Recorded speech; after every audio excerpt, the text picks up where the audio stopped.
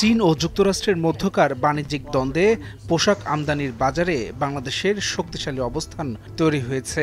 গত ৭ বছর ধরে দেশটিতে প্রায় ৩৬% পোশাক রপ্তানি বেড়েছে। এর বিপরীতে চীন হারিয়েছে ৪০% বাজার। সম্প্রতি মার্কিন বাণিজ্য বিভাগভুক্ত সংস্থা অফিস অফ টেক্সটাইল অ্যান্ড অ্যাপারেলের পরিসংখ্যান থেকে এসব তথ্য পাওয়া গেছে। পরিসংখ্যান বিশ্লেষণ করে দেখা গেছে ২০১৮ সাল থেকে ২০২৪ সাল পর্যন্ত সময়ে যুক্তরাষ্ট্রে বাংলাদেশের পোশাক রপ্তানি ৩৫.৯৫% বেড়েছে। একই সময়ে চীন বাজার হারিয়েছে ৩৯.৬৯%। প্রকাশিত তথ্য অনুযায়ী ২০২৪ সালে বাংলাদেশ যুক্তরাষ্ট্রে ৭,৩৪২.৮৫ মিলিয়ন মার্কিন ডলারের পোশাক রপ্তানি করেছে। ২০১৮ সালে এ রপ্তানির পরিমাণ ছিল ৫,৪০১.৪ মিলিয়ন ডলার।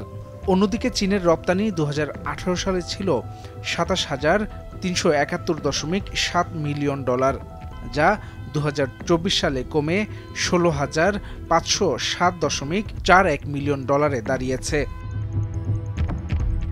বাজার হারানোর কাতারে আরও রয়েছে ইন্দোনেশিয়া, মেক্সিকো, হন্ডুরাস এবং দক্ষিণ কোরিয়া। ৭ বছরে এসব দেশ যথাক্রমে ৫.২%, ২২.৪%, ৯.৮৩% এবং ২২.১১% রপ্তানি কমেছে।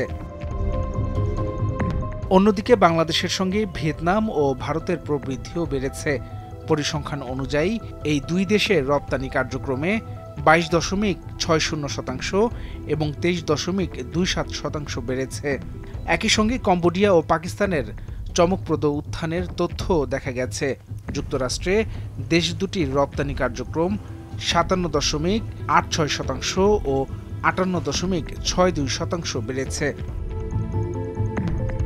বিষয়টি নিয়ে বাংলাদেশের তৈরি পোশাক প্রস্তুত ও রপ্তানিকারক সমিতির সাবেক পরিচালক এবং বাংলাদেশ অ্যাপারেল এক্সচেঞ্জের ব্যবস্থাপনা পরিচালক মহিউদ্দিন রুবেল বলেন, এই তথ্য বাংলাদেশের পোশাক খাতের সক্ষমতা এবং প্রতিযোগিতামূলক অবস্থানের বাস্তব প্রতিফলন। যুক্তরাষ্ট্র ও চীনের মধ্যে চলমান বাণিজ্যিক যুদ্ধের সুযোগ কাজে লাগাতে পারায় বাংলাদেশসহ কিছু দেশ উল্লেখযোগ্য প্রবৃদ্ধি অর্জন করতে পেরেছে। এটি প্রমাণ করে বিশ্ববাজারে বাংলাদেশের অবস্থান দিন দিন আরও সুদৃঢ় হচ্ছে।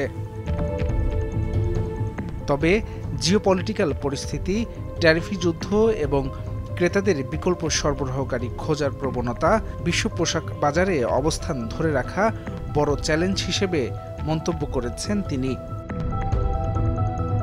হাসান শাব্বির, ভোরের কাগজ।